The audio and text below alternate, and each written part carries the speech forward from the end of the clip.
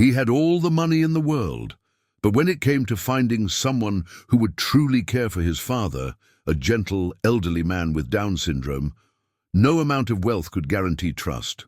So, this billionaire made a bold decision. He disguised himself as the janitor in his own mansion, just to see who this new caregiver really was when no one was watching. What he witnessed next would change everything. This is another heartfelt story from Mr. Edwards' Tales, where you feel the true emotion of stories that make you reflect on life. Before the story begins, tell us, where in the world are you watching from? Drop your city or country in the comments below.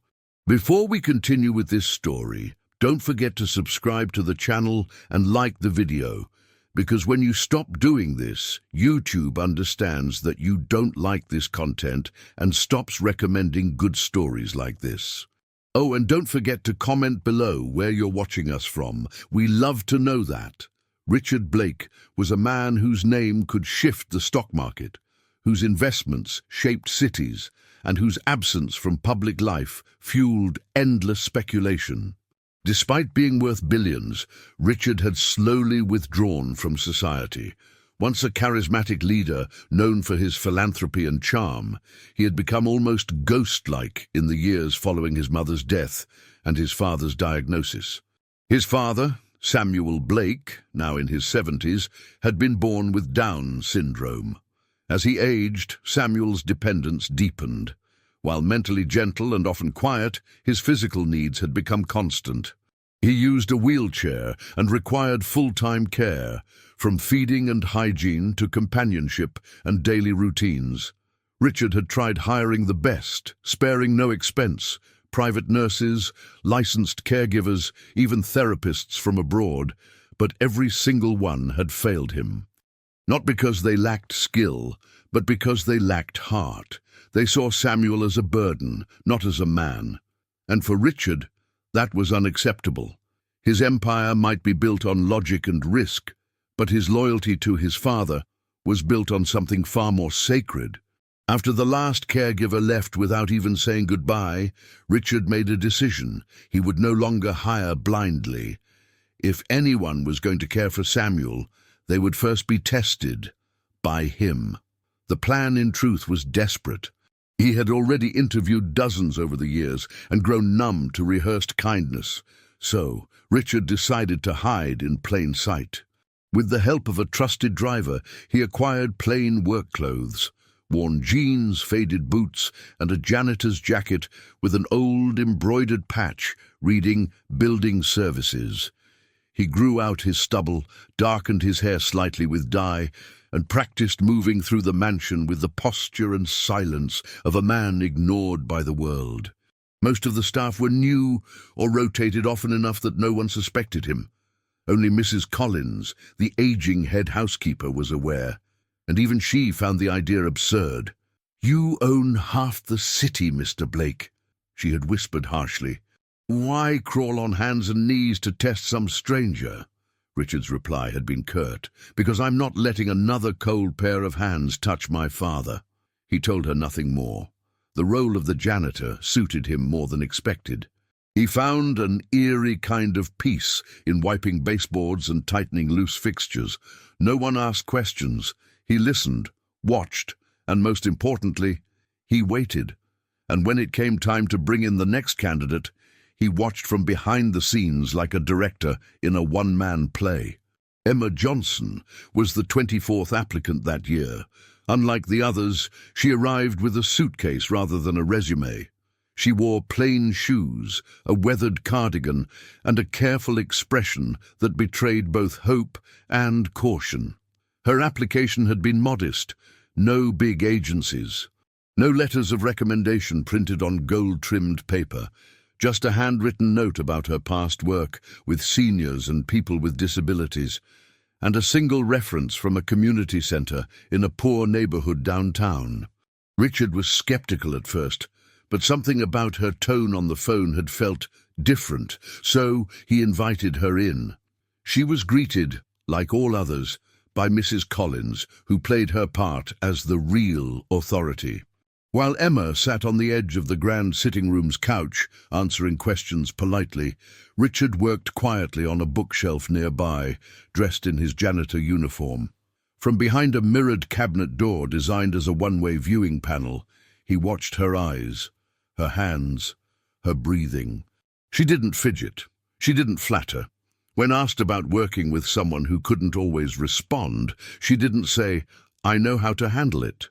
Instead, she said, "I listen more than I speak." People usually show you who they are if you don't rush them. It was so unlike the polished buzzwords he'd grown used to hearing. Most candidates spoke of certifications, boundaries, and managing behaviors. Emma spoke like she had actually spent time with someone who needed patience, not management. He watched closely as Mrs. Collins explained that Samuel was not a talker, that he disliked being touched without warning, and that previous caregivers had found him challenging. Emma simply nodded. She didn't ask for a higher salary, didn't hesitate. Instead, she asked, "Does he have a favorite time of day? Or a song he likes?" That startled Mrs. Collins and Richard. No one had ever asked that, not once. Emma wasn't trying to problem-solve him, she was trying to understand him. That was new. That was rare. Richard made a silent note. Her voice remained calm through the whole exchange, and when the interview concluded, she stood up, looked directly at Mrs. Collins and said, "I know this job isn't just cleaning. If it's about care, I want to give it my best. But if I'm not what you need, I understand." She didn't plead or perform, she simply waited. That moment alone separated her from every applicant who had come before her. Richard followed her quietly as she was given a brief tour of the house. He remained in the shadows, appearing to wipe down railings or check light bulbs as she passed. Emma noticed him as a janitor and smiled softly once, which startled him. Most people didn't even look at him in that uniform. She even thanked him when he held a door open, which no other applicant had ever done. That small gesture stuck with him more than he expected. Emma asked questions about Samuel's meals, his sleep schedule, whether he enjoyed light or preferred dark rooms. She didn't try to dig into the family history or ask about money. She focused on the person she was supposed to help, not the job she was trying to win. Later that evening, Richard sat at his desk reviewing camera footage of the interview, not because he didn't trust his memory, but because he wanted to make sure he hadn't imagined her sincerity. He watched the moment she looked at Mrs. Collins and said she'd understand if she wasn't chosen. Her face didn't change. She meant it. Richard leaned back in his chair and let out a long, tired breath. For the first time in years, he felt something unexpected. Hope. By the following morning, the decision was made. He informed Mrs. Collins to call Emma and offer her the job. Trial basis, of course, but with full pay and room included. "And," he added, "don't tell her anything more about me." Mrs. Collins raised an eyebrow but didn't argue. "Still playing janitor, sir?" she asked dryly. Richard didn't look up. "Still watching," he replied. He hadn't yet decided how long he'd keep the act going. Maybe a few days, maybe weeks, however long it took to be sure. Samuel deserved more than good intentions. He deserved someone who saw him as a person, not a task.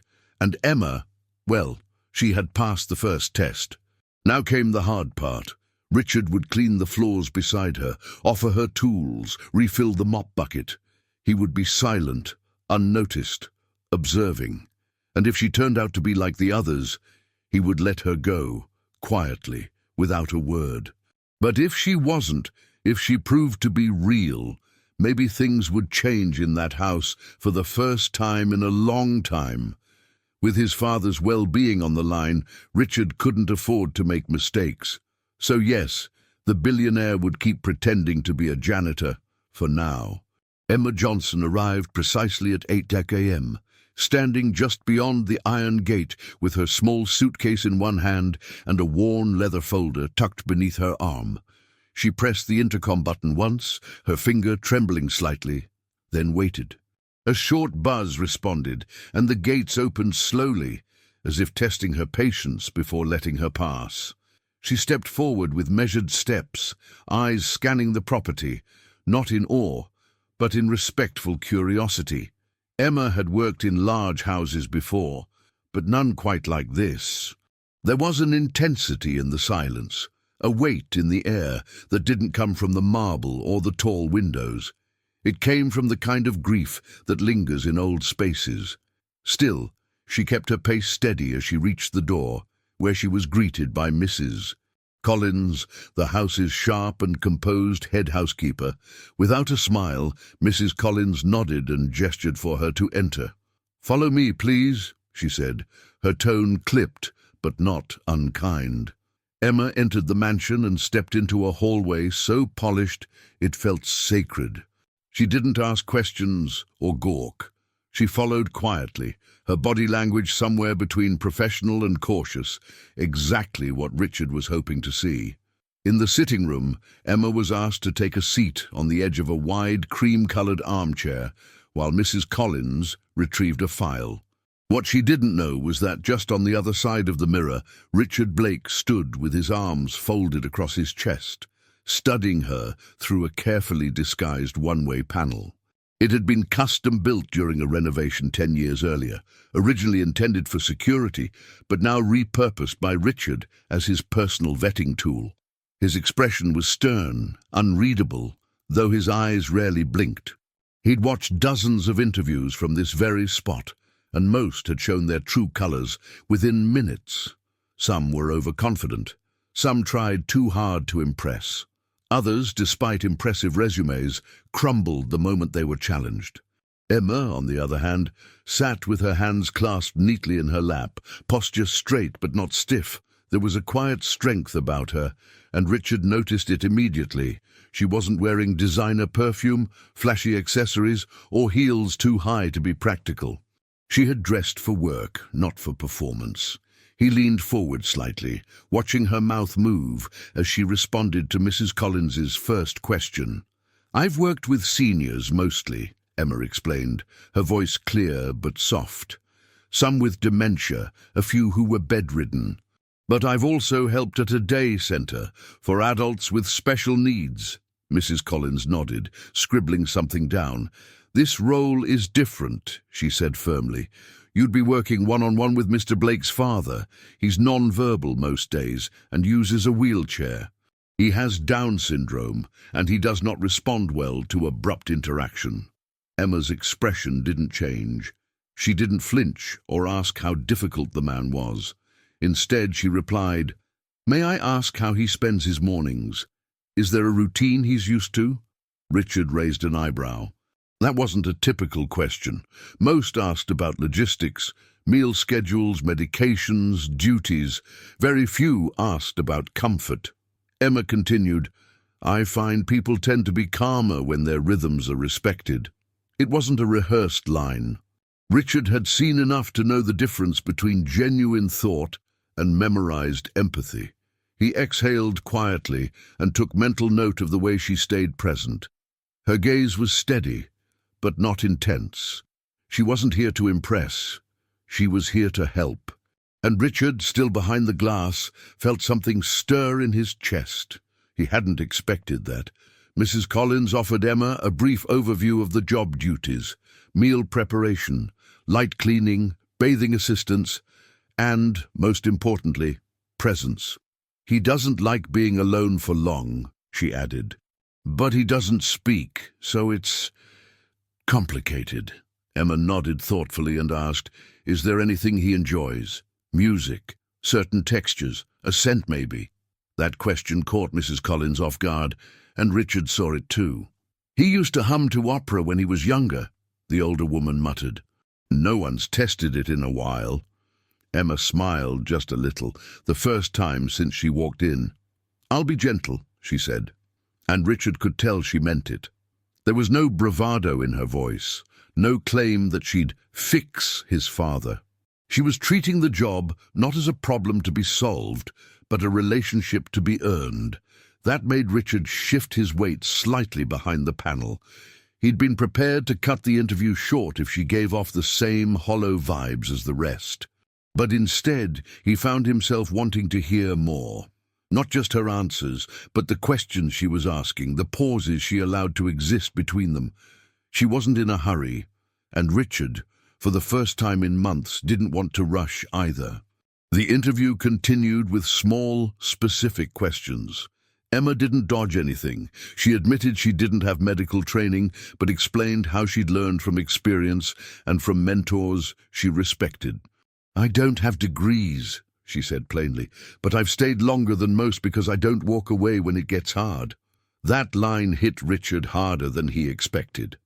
He remembered the string of workers who had done exactly that, left when Samuel became non-responsive or when his routine didn't fit neatly into a schedule.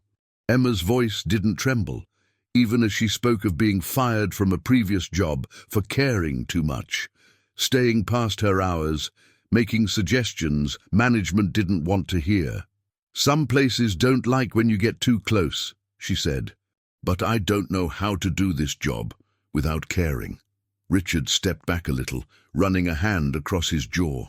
The cynic in him whispered that maybe she was too good to be true. But another voice, one he hadn't heard in a long time, the hopeful one, was beginning to rise. Emma's honesty didn't feel curated. It felt lived in. He knew what manipulation looked like. This wasn't it. By the end of the interview, Mrs. Collins stood and offered Emma a polite nod. "We'll be in touch," she said. Emma stood as well, gathering her folder. "Thank you," she said, not trying to extend the moment.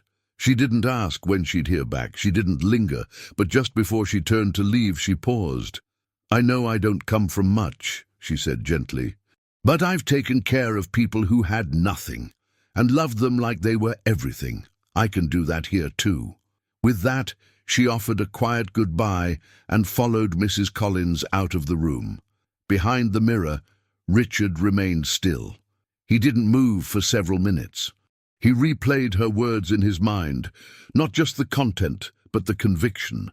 She had no idea she was being watched, yet she hadn't faltered once. No forced charm, no exaggerated empathy, no veiled arrogance, just calm, grounded sincerity.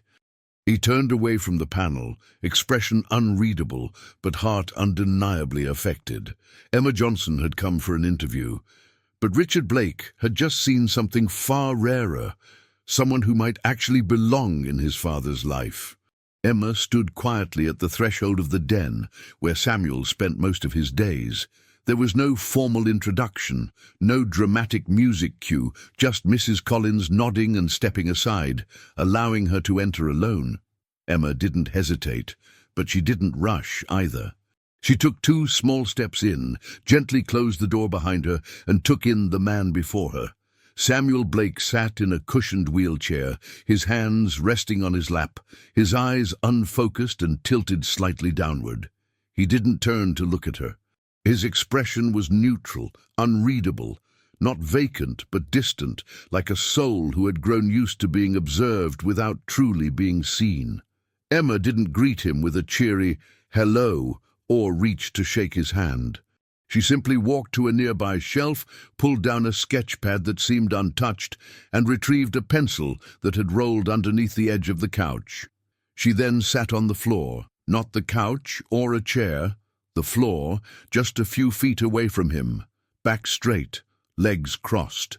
She didn't say a word. Samuel still didn't look at her, but his eyebrows twitched slightly, as if acknowledging a presence that didn't come with commands or expectations. Instead of trying to start a conversation, Emma began sketching. Her lines were soft and deliberate, like someone easing into a rhythm rather than performing. A few minutes in, she started humming. It wasn't a full song, more like the ghost of a lullaby remembered from years past. No lyrics, just breath and melody. It was gentle, unforced, and it floated between them like a shared secret. Samuel didn't respond. He didn't shift in his chair or glance in her direction, but something imperceptible began to shift. His shoulders, once slightly tense, seemed to loosen by a fraction. His head tilted just a degree more toward her. Most people wouldn't have noticed, but Richard did. Watching through a concealed camera feed displayed on a tablet in his office, he leaned closer, narrowing his eyes. He'd seen dozens of caregivers try to connect with Samuel, talking loudly, moving objects in front of him, trying to force eye contact. All of it had failed, but Emma didn't do any of that. She didn't perform for Samuel. She simply existed beside him, creating something quietly, as if saying, "You don't have to talk. I'll fill the silence with something soft." She wasn't trying to impress anyone. She made mistakes, erased lines, redrew them. Samuel's hand twitched once, and Emma noticed without reacting. She didn't make it about him. She simply turned a page and drew a new shape, a seashell.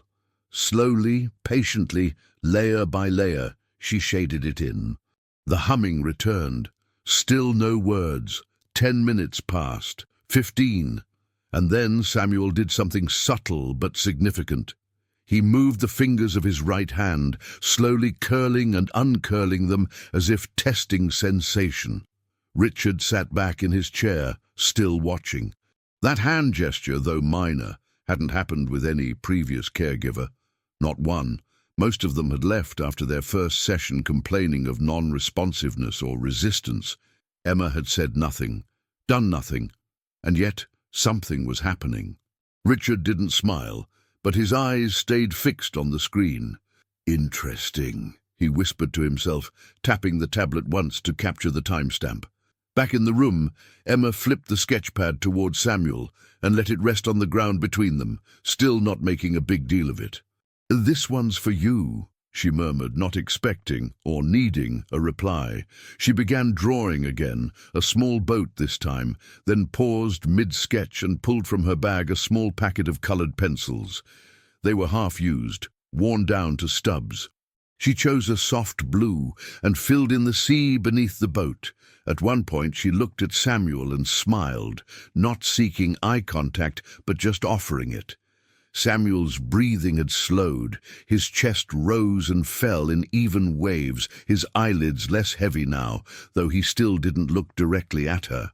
It didn't matter. The moment wasn't about acknowledgement. It was about atmosphere. For the first time in a long time, he wasn't being poked, prompted, or spoken to like a child. He was simply being allowed to be. That permission, that lack of expectation, was something new. Emma's humming shifted into a different tune, something slower, more meditative. Her voice didn't try to fill the room. It just lingered there, patient and gentle. Another 10 minutes passed before Mrs. Collins knocked gently and peeked in. Emma didn't jump or scramble. She simply looked up and nodded. "We're fine," she said softly. Samuel remained still, but not stiff. His hands, now resting apart slightly, had stopped clenching. Emma stood slowly, stretched her legs, and left the sketchpad on the side table, where he could see it if he wanted. She didn't say goodbye, didn't try to prompt any reaction. Just before walking out, she gave him one last glance and a warm smile, the kind reserved for people you don't expect anything from, but still hope to see again. Outside the room, Mrs. Collins asked, "Did he speak?" Emma shook her head. "No," she replied, "but I think he listened." Back in his study, Richard replayed the footage again, pausing at the moment Emma dropped the shell drawing and said, "This one's for you." He replayed her tone, her stillness, the space she allowed between gestures. He'd seen behavioral specialists, therapists, and trained professionals fail in that very room, but this was something different, something honest, something that couldn't be taught. For the rest of the evening, Richard remained deep in thought. He'd set out to watch her, to analyze, test, and judge, but he hadn't expected this. What Emma had done wasn't miraculous. It hadn't been dramatic. But in that quiet, patient approach, she had shown something none of the others had: respect without pity, presence without pressure. Richard stood up, still holding the tablet, and walked to the window. Down below, he saw Emma walking through the side garden, sketchpad under her arm. She wasn't in a rush. She didn't look around to see if anyone was watching. That's what convinced him.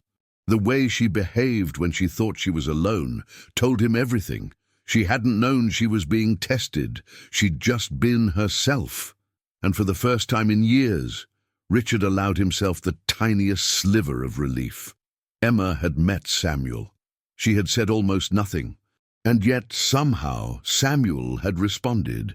Richard had seen the difference, small but real. The morning began like the others since Emma started caring for Samuel, with quiet routine and no pressure. She arrived early, carrying her usual sketch pad and a fresh container of peeled fruit, knowing Samuel might not eat it, but always offering. As she guided him to the garden for his daily sun, she noticed a small shape on the windowsill partially hidden behind a dusty flower pot. It was dull and pale under layers of time, but its spiral was unmistakable. A seashell, aged and faded, but intact. Emma paused for a moment, fingers hovering over it. She picked it up gently, brushing some grime away with her thumb. It was smooth in her palm, and lighter than she expected. Something about it made her pause. She didn't recognize it, but her instincts told her it had not been placed there randomly. She turned and looked back at Samuel, who sat staring at the horizon, expression unreadable as always. For reasons she couldn't explain, she crossed to him, crouched at his side, and placed the shell into his hands. "Look what I found," she said softly, guiding it toward his ear in the classic gesture of listening to the sea. Samuel didn't move at first. His eyes remained distant. But after a few seconds, he lifted the shell himself and held it against his right ear. His fingers curled around the edge carefully, and he tilted his head slightly, pressing the opening to his ear with surprising precision. Emma froze. She hadn't expected him to respond at all, much less so instinctively. Then, slowly, almost imperceptibly, a smile crept onto his lips. It wasn't wide. It didn't show teeth, but it was real. His mouth lifted just slightly on the left side, and the skin around his eyes relaxed. Emma didn't say a word. She didn't need to. She simply watched him, allowing the moment to unfold without interruption. She noticed how his breathing steadied and how his entire body seemed to ease into the memory the shell had triggered. Something was happening. She didn't know what it was, but it wasn't nothing. After several seconds, he lowered the shell into his lap and stared at it as if trying to recall where it belonged. Emma, still kneeling beside him, didn't ask questions. She knew better than to ruin what was clearly a deeply personal moment. From the security office down the hallway, Richard was watching. He had checked the monitor out of habit, expecting to see the usual non-eventful silence between caregiver and father. But when he saw Emma holding out the shell, something in his chest tightened. He leaned in, eyes narrowing as he watched Samuel's expression shift into something he hadn't seen in years, not since his mother passed away. The shell, that shell. He recognized it instantly. It had once belonged to his mother, Catherine, and she used to carry it in her coat pocket everywhere she went. She would press it to Samuel's ear when he was little, whispering, "Hear that, Sam? That's the ocean. That's where dreams come from." Richard hadn't seen the shell in more than a decade, hadn't even known where it ended up. To see it in his father's lap again, to see it bringing even the smallest flicker of joy, it struck a nerve he didn't know was still raw. He sat down slowly, hands resting on his knees, unsure whether to laugh or cry. Emma had found it by accident, or maybe not. Maybe there was no such thing as accidents when it came to people like her. Emma continued to sit beside Samuel, not touching him, but not retreating either. After a long silence, she said, "My grandmother used to tell me the ocean could talk too, said you just had to listen long enough." Samuel didn't answer, of course, but his eyes flickered toward her. She smiled and added, "Maybe it's telling you something nice right now." Then she turned her gaze back to the shell in his lap, and for the first time since she started working there, felt that maybe, just maybe, they had shared something. Not a word, not a story, but a moment, and that mattered. Moments were bridges, and Samuel had spent years stranded. Emma didn't know much about the family's past, but she knew how emotional memories attach themselves to objects. It was obvious this shell meant something. She wouldn't press him to explain. She wouldn't ask anyone else either. Some things, she believed, are best honored by silence. Samuel tapped the shell once with his index finger, gently, as if acknowledging its return. Then he closed his eyes, not to sleep, but perhaps to listen. Later that afternoon, Emma placed the shell in a small velvet pouch and left it on the windowsill where she found it, this time in plain view. She didn't want it lost again. She had no idea what it had meant to Samuel before, but she knew what it had meant today. Connection. It had drawn a smile from a man who had barely acknowledged the world for months. That was more than enough. As she cleaned up the small art supplies she had brought outside, she kept glancing at Samuel, who was now resting peacefully in his chair, one hand still hovering near his ear. She didn't know whether he was replaying a memory or simply enjoying the quiet, but she was content either way. Some things didn't need to be interpreted. They only needed to be felt. Richard, now away from the monitors, stood at a distance watching both of them from behind a column. He was holding his mother's journal, which he had retrieved from a trunk in the attic moments earlier after seeing the shell. She had written about it, how she used it to calm Samuel, how she believed it anchored him.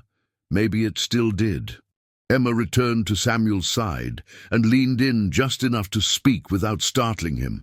"If you ever want me to find more of those," she said gently, "I can look. Maybe there are others around here that belong to her." Samuel didn't respond, but his head tilted ever so slightly toward her. It was enough. She smiled, nodded once, and rose to her feet. As she guided his wheelchair back toward the patio doors, she caught Richard's silhouette in the hallway for a split second.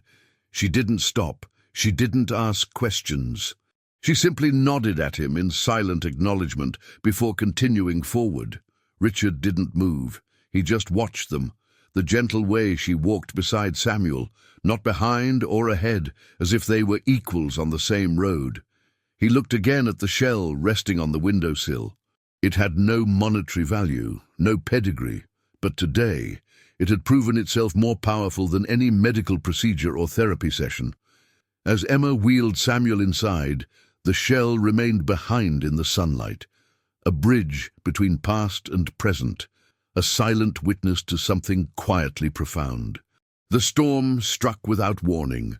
One moment the house was wrapped in stillness, the next it trembled under the weight of pounding rain and flashing skies. Emma was in the middle of organizing art supplies in the study when the lights flickered, followed by a distant roll of thunder that seemed to shake the windows in their frames. She didn't panic, but she moved quickly. Samuel hated loud noises. Sudden changes unsettled him more than most. She dropped the pencils into their box, closed it with one hand, and jogged through the hall toward the east room, where Samuel usually spent his afternoons. The thunder cracked again, sharper now. As she reached the door, she could already hear the familiar sound of distress, the wheeled chair thudding lightly against the edge of a table, the small, repetitive grunts of fear, the rustling of fabric as Samuel's arms flailed without direction. Emma didn't hesitate. She pushed the door open and saw him turning in circles, his chair slightly askew, hands gripping the sides, head jerking from side to side as if trying to find a way out of the chaos he could not comprehend. He was not just scared, he was terrified. "Samuel, I'm here," she said, crossing the room with purpose. But he didn't hear her, or he couldn't process it. His breaths were erratic, short gasps that made his whole chest convulse. Emma dropped to her knees beside him, placing both hands on his arms. "It's okay. It's okay. I'm right here. You're safe." But Samuel twisted, trying to push her away with more strength than she expected. He wasn't angry. It was raw panic, animal instinct. His fingers clawed at her sleeve, then jerked away. Emma gritted her teeth, grabbed his shoulders firmly, and pulled him into her arms. She didn't cradle him gently. She didn't whisper like he was fragile porcelain. She held him like someone who refused to let go. His body shook, writhing against her, struggling for a full 10 seconds. But she didn't release him. "You're okay," she said again, louder this time, one hand gripping the back of his shirt, the other anchoring his chest. "You're safe with me. You're not alone." It wasn't magic. It wasn't sudden. But slowly, Samuel's resistance began to weaken. His head pressed awkwardly against her shoulder. His breath hitched. Then again. Then a longer exhale. In the hallway Richard had been running, the storm had startled him too. But it wasn't until the live feed from Samuel's room cut out that he truly panicked. He arrived just as the second flash of lightning lit up the corridor. The door to the room was ajar. He pushed it open quietly, half expecting chaos, but what he saw instead stopped him cold. Emma was sitting on the floor, her arms still wrapped tightly around Samuel, who had gone completely still. No flailing, no sounds. His face was hidden in her shoulder. Richard didn't speak. He didn't make a sound. He just stood there, leaning slightly on the doorframe, watching as the woman he had hired under suspicion now became the very thing his father had needed all along. Emma stroked Samuel's back once, twice, and whispered, "I've got you." And then, in the stillness that followed, came something entirely unexpected. Samuel moved his head back just slightly, his face damp with tears and sweat, his lips trembling. Then in the softest voice, barely audible but clear, he whispered a single word. "Shell." Richard blinked. Emma froze. Neither of them spoke for a moment. It was as if the air had thickened and the world had stopped to let that word exist without interruption. "Shell," Samuel repeated again, this time just a breath, but unmistakable. Emma's eyes filled instantly. She didn't sob. She didn't gasp. She just closed her eyes and held him tighter. The shell, of course. The object he'd held just days before. The one that had somehow bridged the gap between his past and the fragile present he now lived in. He wasn't asking for it. He was remembering it. Reaching for something familiar in a moment of terror, and finding it not in an object this time, but in a person. Emma? She didn't tell him it was okay again. She didn't try to analyze what he meant. She simply nodded, her chin against his hair, and whispered, "I know." Richard stepped back one pace, pressing his lips together. That one word, spoken by the man he thought was beyond speech, carried more weight than any sentence he'd heard in years. Shell. It wasn't just a memory. It was proof that something in Samuel's world still mattered.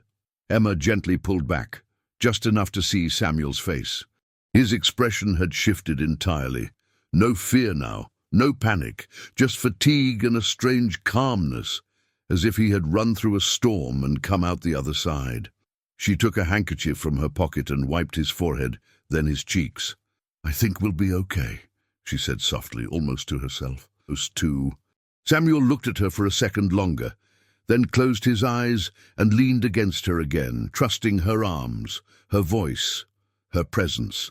The storm continued to rage outside, but inside the room, everything had stilled.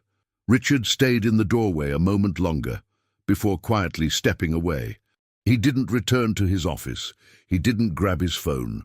He walked down the hall to the family room and sat on the edge of the couch, staring blankly ahead. He hadn't cried in years, but his eyes were wet. The man he had spent so much time protecting, isolating, managing, had finally spoken. And not to him, but to her. And it had meant everything, one word, and everything was different now. By the time Emma guided Samuel back to his room, the storm had begun to ease. She tucked him into bed with slow, practiced care and placed the conch shell on his nightstand without a word. He didn't react, but she saw the way his hand drifted toward it unconsciously. She sat beside him for several more minutes, humming softly. Not a lullaby, just something simple and calm. Samuel drifted to sleep quickly, his chest rising and falling evenly. his fingers resting against the shell. Emma stood, turned off the lamp and stepped out into the hallway. There, standing in the dark, was Richard. He didn't say anything, but as she approached, he met her eyes, and for the first time he looked at her not as a hired employee, but as something far more rare, a lifeline. "He said a word," Emma whispered. "I know," Richard replied, voice thick. "I heard it." Then, without another word, they both turned to look back into the room, where Samuel now slept peacefully.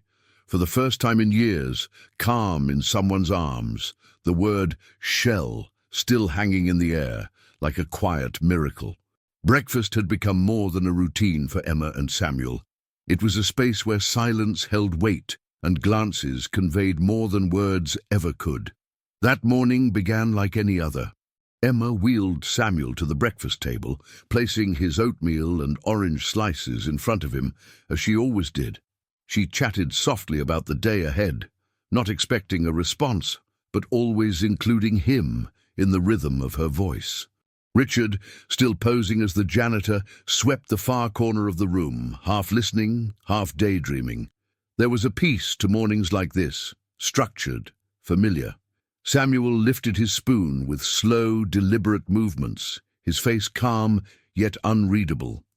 Emma leaned forward, adjusting his napkin and offering a smile. She asked if he wanted extra honey like yesterday, already knowing the answer, but still asking to include him. There was no rush, no pressure. She simply existed beside him, patiently. But then Samuel set his spoon down, his hand trembling slightly. He looked straight at Emma, his eyes surprisingly focused. And then he said, clear and low, "I wish you were my daughter." The room fell completely silent. Emma blinked as if she hadn't heard correctly, her body frozen halfway into standing. Her mouth parted, but no words came out. Richard, who had barely been paying attention, jerked his head up so fast he knocked the broom against the chair beside him. It clattered loudly to the floor, but no one acknowledged it. All eyes, even Richard's, were on Samuel. Emma placed her hand on the edge of the table for balance, her other instinctively moving to her chest. Her throat tightened. She wasn't used to hearing that kind of phrase, especially not from someone like Samuel, who had barely spoken at all in her presence. She swallowed hard, blinking several times to keep her eyes from welling. "What did you say?" she asked, almost afraid to repeat it aloud. Samuel met her gaze, face soft, almost innocent, and gave a single slow nod. "I wish you were my daughter," he said again, voice steady. And just like that, something inside Emma cracked, not in pain, but in awe. The words weren't complex, but they carried decades of silence, layers of longing, and a lifetime of unmet connection. Richard stepped closer now, no longer pretending to sweep. His eyes locked on Samuel, who was still staring at Emma, as if waiting for her reaction. Richard's chest felt heavy, conflicted. That phrase, that moment, was a gift, and he knew it. A piece of his father, previously unreachable, had surfaced, and it hadn't surfaced for him. It had surfaced for her, and somehow, instead of resentment, Richard felt gratitude. Emma had broken through a barrier no one else could. She didn't push Samuel, didn't force him to be someone he wasn't. She had met him where he was, day after day, until trust found a way to bloom. He watched as Emma took a shaky breath and moved to Samuel's side. She knelt beside him, placing her hand gently on his. "Thank you, Samuel," she whispered, voice cracking. "That means more than I can say." Samuel didn't respond, but the way his fingers wrapped around hers was answer enough. Richard turned away briefly, brushing his face under the guise of adjusting his glasses. The moment was intimate, too intimate for observation, and yet he couldn't pull himself entirely away. Emma remained kneeling beside Samuel, her hand still in his. She knew the weight of what he had just said.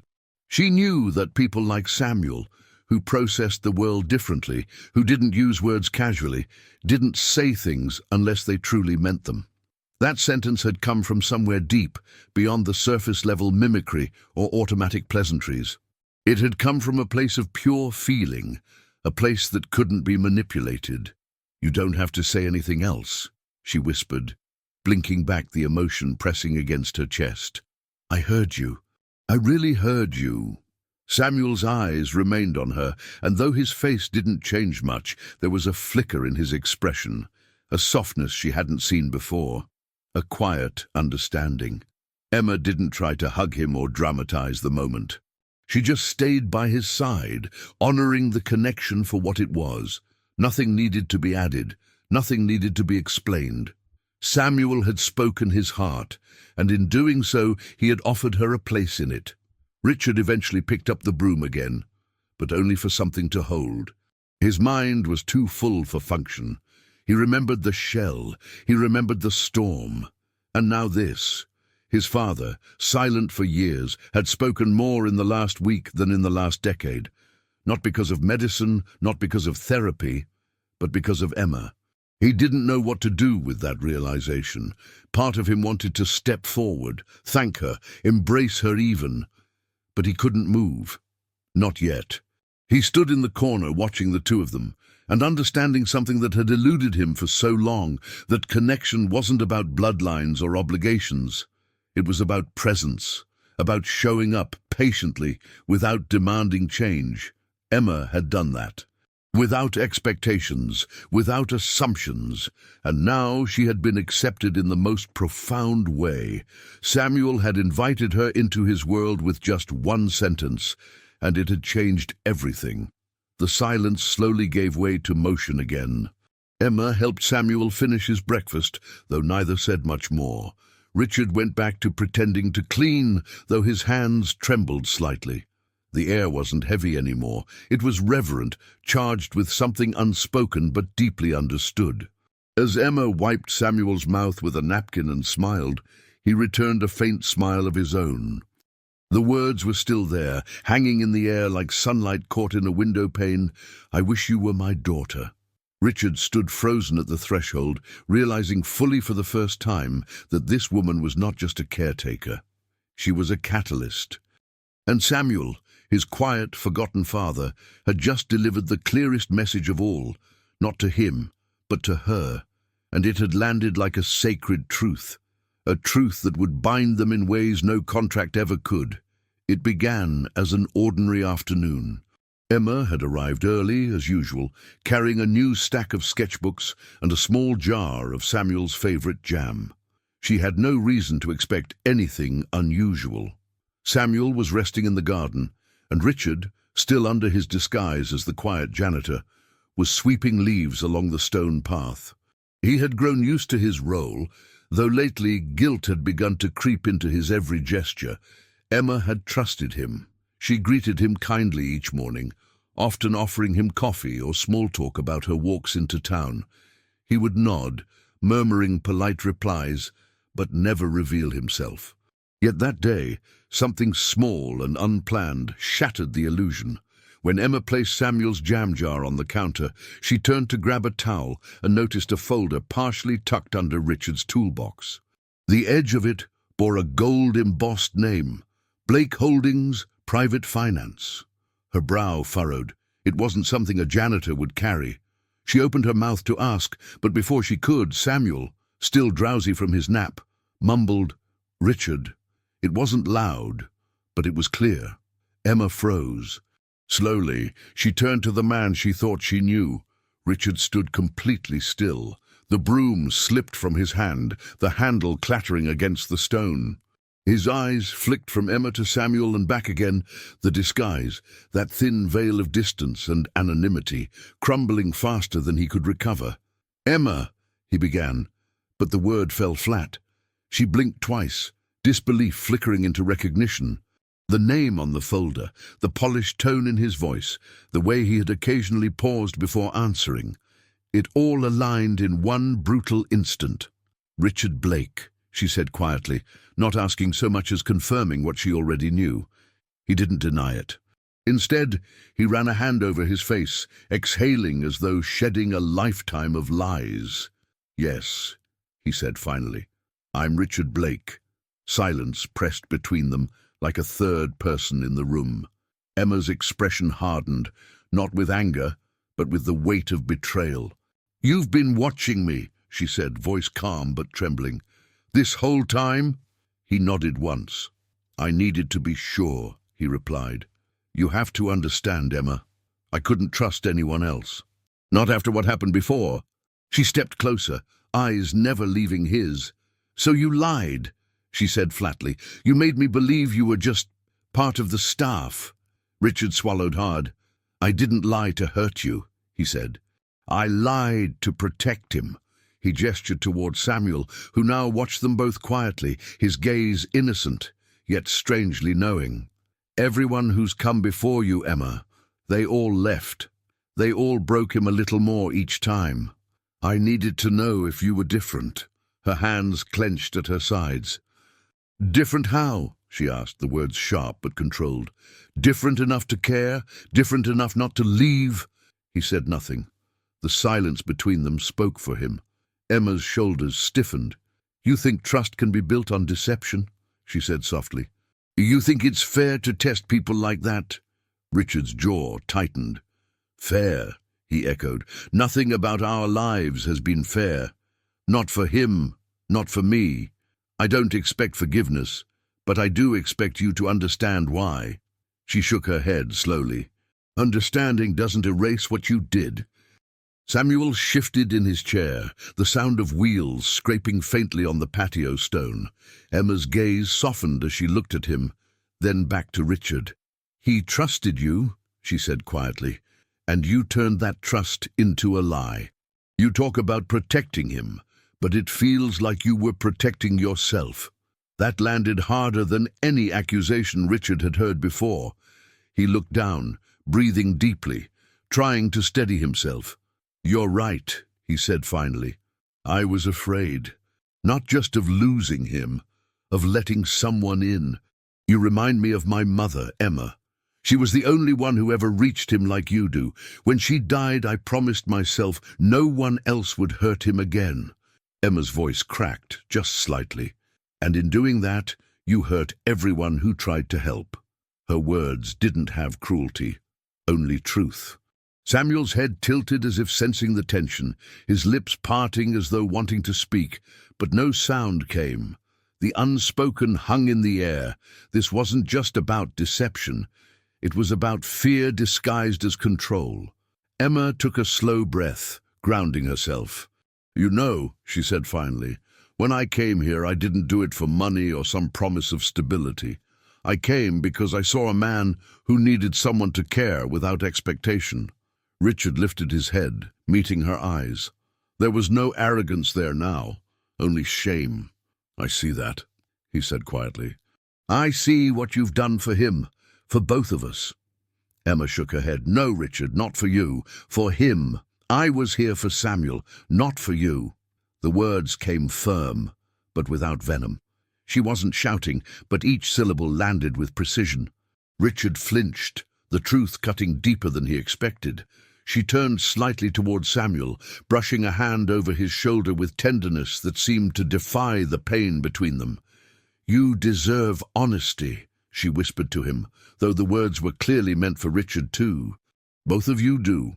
Then she stepped back, her movements quiet but final, her eyes glistening though no tears fell. "I hope you figure out what real trust looks like," she said, her voice barely above a whisper. And just like that, she walked away.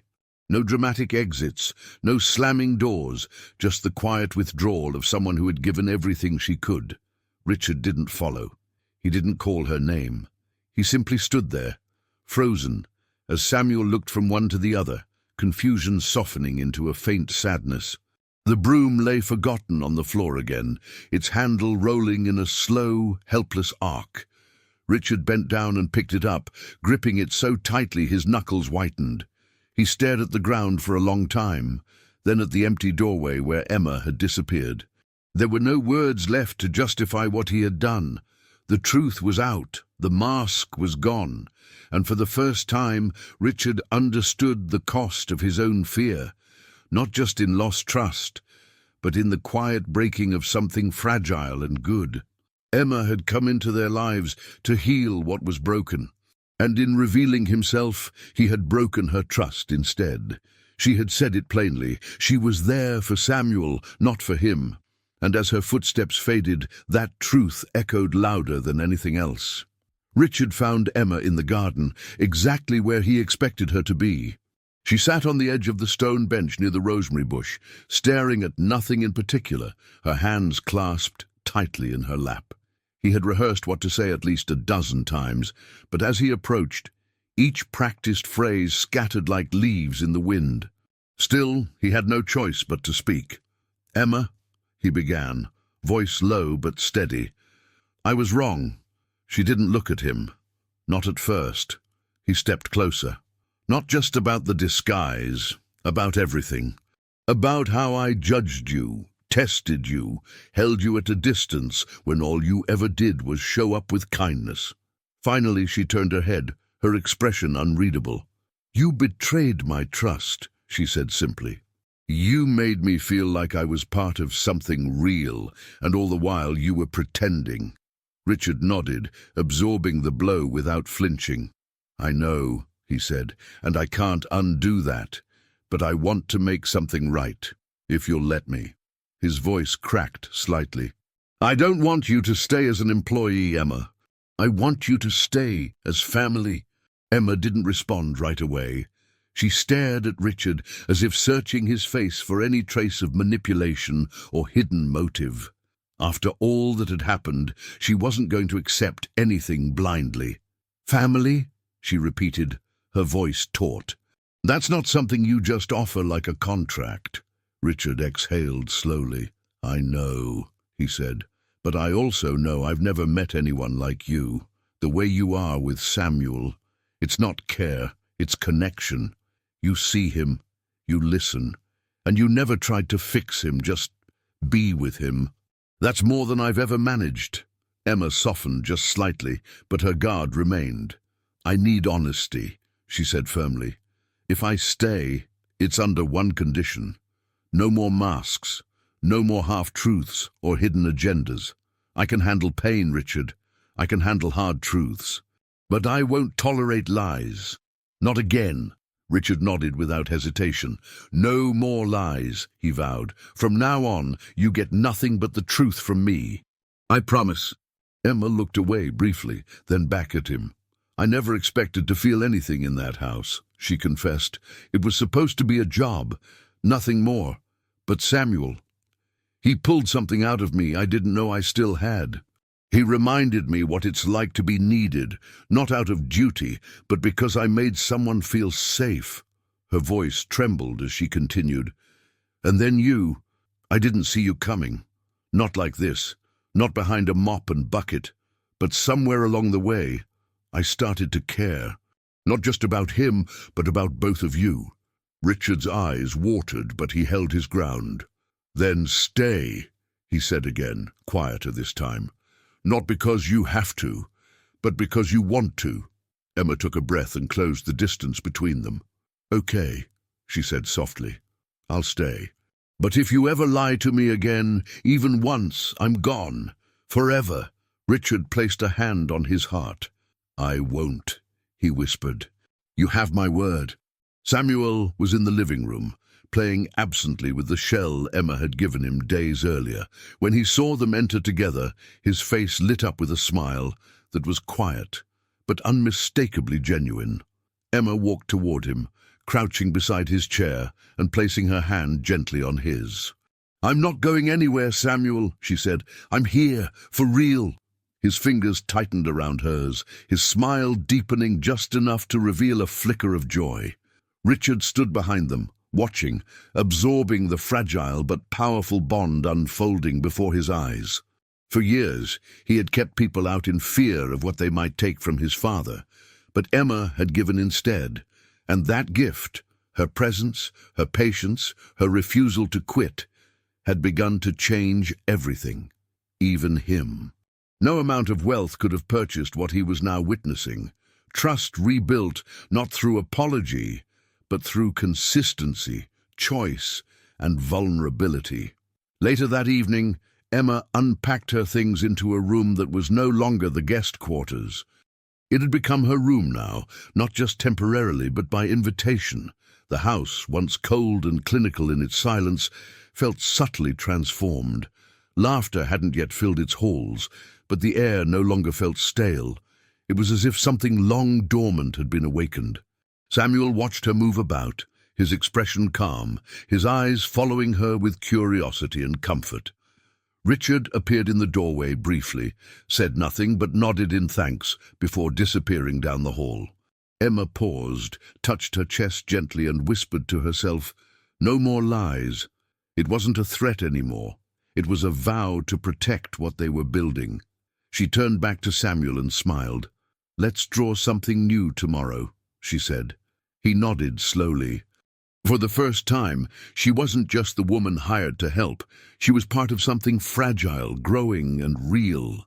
The next morning came softly. The house didn't look different, but it felt different.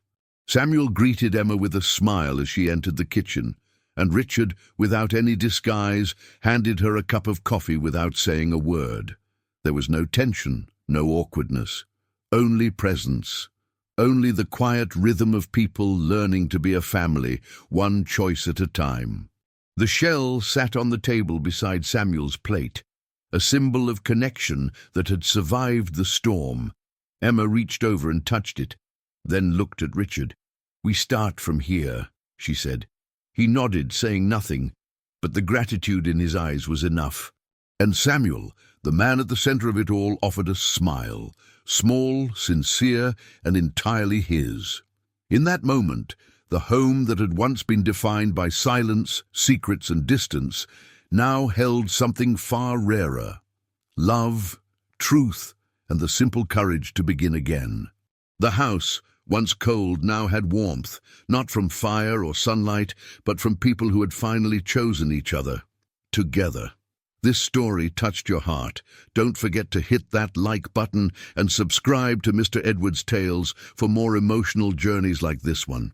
Tell us in the comments what part moved you the most, and if someone you know would love this story, share it with them. Every view, like, and share helps us keep bringing stories that remind us what it means to be human.